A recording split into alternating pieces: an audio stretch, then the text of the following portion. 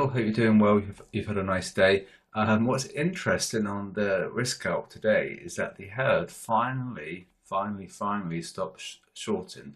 Okay, they'd been selling since Wednesday, Thursday. So we're talking about all those days they've shorted risk, and so the indices are going higher. Well, they're trying to go higher, but I think what's happening is that we could be overdue a breather. Uh, we've had that change in the 24-hour, and also things like this as well, where it's just not doing anything at all, and it needs to come down a little bit in order to retrace, in order for the next leg higher. And we've seen the MA going higher on the S&P. Sorry, this is US 500, and we can see we're trending higher on the average, moving average, and yet price is coming down. So that'll be a correct correlation. So we should see some movement, okay, and we need to see it because it'll just be healthy. Okay, at the moment it's not very it's a very unhealthy market where it's just bully mode, and it's just grab stops and rubbing their face in it, and it's just not a nice environment to be trading. So of course, if you're long, that's fine, but if you can see, if you're long, what do you want to do here? You've got end of month, end of week, end of day. So tomorrow is going to be pretty big. We've got the US PCE data. What would you do if you had a large position at a bank? Kind of tempted to close, like from the big fish perspective. It doesn't look like it's doing much. It'd be better for this to retrace in order to get the dip, and then up we go. At the moment, it just looks horrible, and DAX as well. DAX, it was just weird. I was trying to do some technical analysis on it, and we made this sandwich yesterday, so it's a little bit mixed on the bias, and so we could have been doing this like megaphone pattern where we're making a higher high, lower lows, and I was saying we could potentially come up to this star because it all depends if they sell it, and they've sold it, and so we could be doing that, and we got this as a support. Up we go. So we've made a bullish harmonic, which is that M pattern, and I just made it a bit thicker there. So we've got them selling it. We've got a technical buy pattern, XABCD buy. So there's the buy. I'm not sure where your stop would be, to be honest. It would probably have to be there, and it'll be very wide. It'd be horrible. So hopefully we're going to get some like a risk off day, and then we can get out of this horrendous chop, and then we'll fall, and then we'll do buy the dip. Now I was wondering, a risk off scenario could well be the presidential debate, because it looks like the President Biden is going to flounder, he's going to stumble, and he could be made to look like an idiot, right? And that's going to be very bad for risk, because we need stability and reassurance. And if it comes to light that he's absolutely totally senile, and he could well be on like drugs as well because of his age, and he might just not be coherent, and it could be bad for risk. So it might be setting up for some slightly risk off scenario, but the mover will be the PCE data tomorrow, because Powell's mentioned that a few times, and he keeps an eye on the PCE data. So covered US 500, US 30. Now we should be below that box because they've gone long, so we should be below 39139, which is the price of that capture, the screenshot, because the fact that they've gone long, but yet they really got paid quite nicely, 100 points from them going long at that point. So they got paid, they got rewarded, which would be unusual. So that's that. There's gold. I wonder if anyone caught it. It would have been a good one from yesterday. This is that movement. That's that movement there. The downside, because they were going long, and of course I was saying about 2,300. It's going to attract buyers and sellers because humans love round numbers, and of course they stepped in at the round number, and at 50%, which is like really spooky. Okay, admittedly we were slightly below the round number, but it was around that area. and they sold very heavily, and we had a 1% move. So that's that, and that's that logic. So there's definitely not a coincidence at all. All right, that it's definitely sentimental punishment.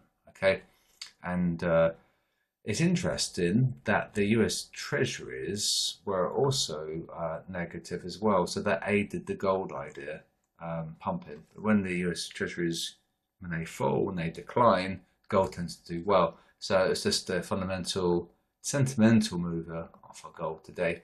Oil is a sideways, and we can't really comment on the direction there. Now let's talk about the bot. I'm still doing some aggressive testing.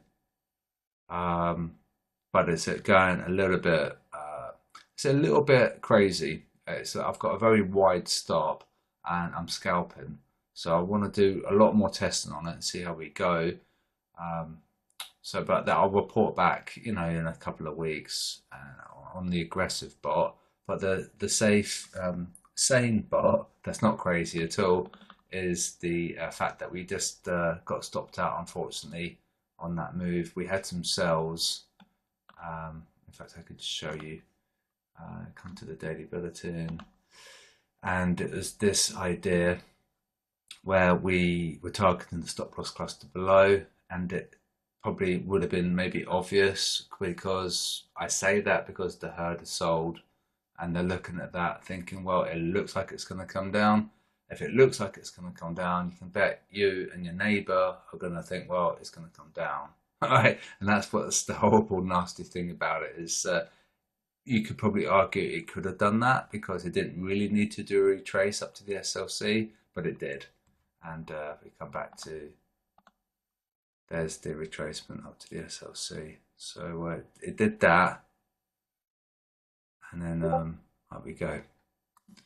And I'll just turn off Discord quickly, so I might get lots of messages. And so basically we had three, how many did we do? We had 4 losses and 1 win, so we had 3 losses if we take it off. These two negate each other because obviously, -1 plus 1 is 0. So it's, 3 losses today.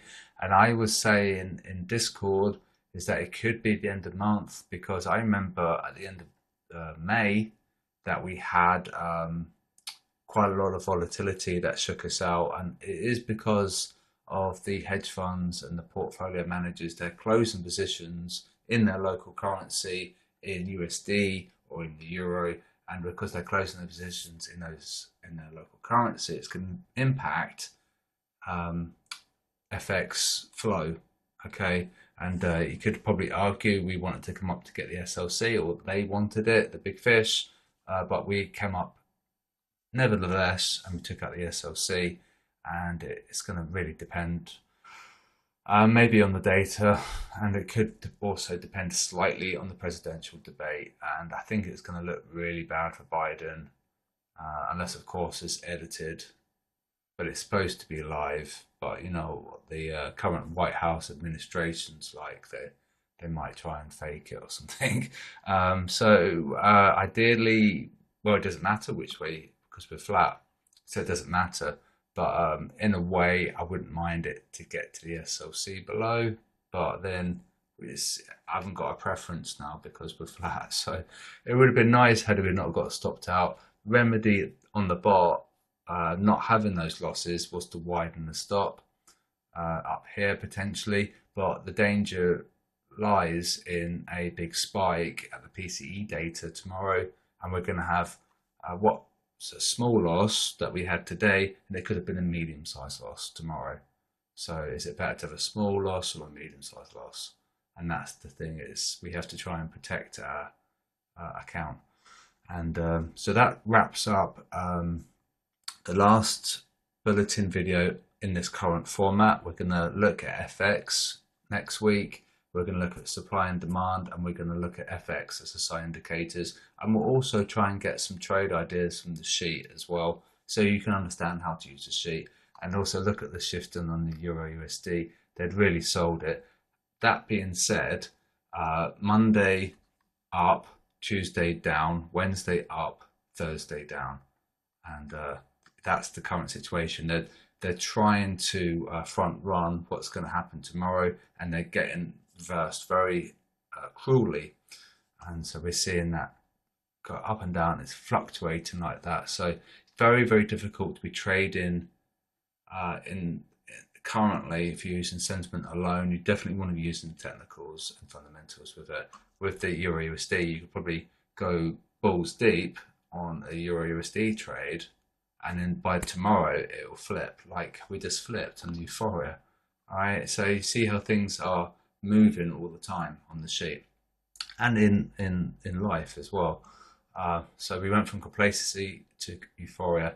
So with that in mind, there is no real need for a strong USD. Okay, so that gives you a Euro USD long idea, especially if they're selling it as well. Right, so we may go up to the SLC above, but at the moment I don't really care which way it goes. It is frustrating, but it is what it is. We just need to be positive, in profit over the course of the month, and we are. However, we were up a lot, and we're just only up an okay amount. Okay, so we were up like 8% this month. It's going to be more like 4 or 5%. So it's a little bit frustrating, but it doesn't really matter too much. We're still just testing it, and also it's just a proof of concept as well. And when I go live, I'll let you guys know. And that's it. So stay tuned for the new format next week, and I wish you a great weekend. And we should be back on Sunday for the COT data as well. So I'll speak to you soon.